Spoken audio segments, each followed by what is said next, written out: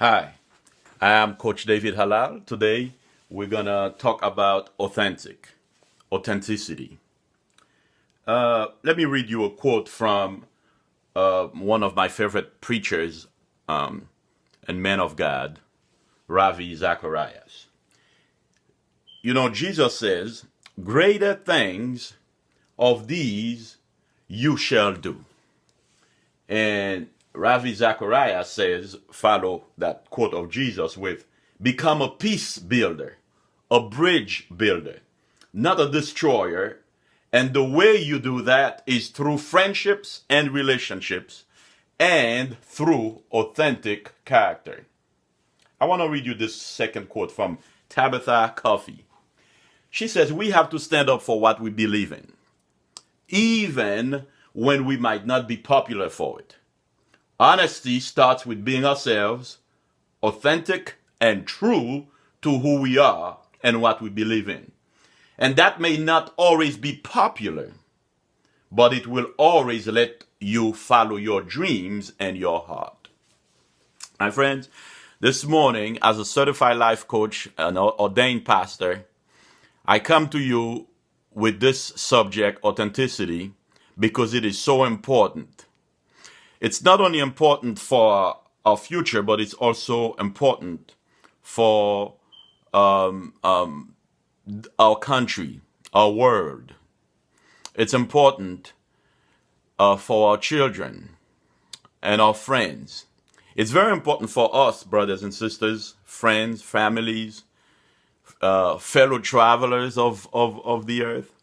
It's very important because when you stop being authentic, you stop being who you are, you stop being what you are, so you can please other people, you will end up extremely unhappy. And you will end up sometimes hurting people because you are not authentic. You hide of so much of yourself, or so much frustration builds up inside of you that you end up hurting people. You end up blowing up. You end up cussing somebody out for nothing. And sometimes some people even end up hurting other people real bad. You know, we've heard of all these killings. Why? Because there's been frustration, stress. So in order for you to accomplish great things, you have to be radical. You have to be willing to do it no matter who or what stands in your way. You have to be willing to go against the flow. Sometimes I see, I've read and I have seen and witnessed multiple people that have changed the world. Why? Because they were being themselves. And it's easy to say, yeah, just be yourself. And everybody say, all I'm doing is being myself. But really, the truth is, from the time you are a baby, you start being conformed. You know, your family starts it. The television started. Your peer starts it. The church you went to, or the school you went to, or the street, your friends, you got all kind of people trying to push you in a corner and turn you into who they want you to be. And some people will walk away from you because they said, you change. Well, of course I've changed. I have to change. I can't stay the same. Everything in nature grows. Everything in nature changes. Nature itself keep on changing. So of course I change. Of course you change. Of course we change. Change is inevitable. Anything authentic is not common. You'll see they make cars or, certain things they'll put, limited edition. Why? Because they don't make many of it. There are not many of me. There's only one of me. There's only one of you. Authenticity is always blessed, is always anointed, if you will, if you don't mind that. And it's not a religious term, but authenticity is always anointed because God, nature, the universe loves authenticity. You see, you will be empowered because you are authentic. You see, you're not trying to be like other people. You're not trying to walk or talk like other people. Of course, we'll pick up certain things, here and there. But put it together, put it in your own fashion, make it your own. Own it. It's your life.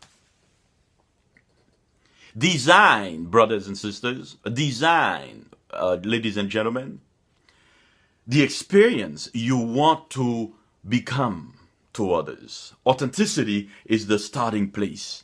You have to be honest with yourself. To be authentic, you have to have a starting place. The starting place is when you decide to say, you know what, come hell or high water, whether they hate me or love me, whether I'm embarrassed or not, I'm gonna do it because that's what I want to do. That's what I want to be. Embrace your own authenticity. Then sculpture your environment that unleashes it. You see, build your environment where you come. Anytime I come in this room here, which is my office, where I have computer, I have keyboards, I have certain other things like my computer, my books and stuff, I have different things, that I do in here, watching TV, watching Netflix or, YouTube and things like that, go on Facebook. But when I come in here, it's my entertainment room. I'm relaxed when I come in here. I'm myself. So I come in here very often and think about my future and be authentic and see who the real David Halal is.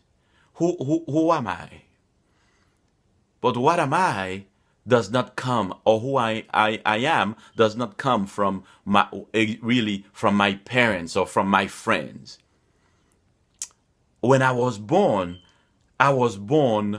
according to the Bible. I was born marvelous. I was born perfect. And I'm still perfect. I know a lot of people say, well, you're not perfect. Nobody's perfect. You lie.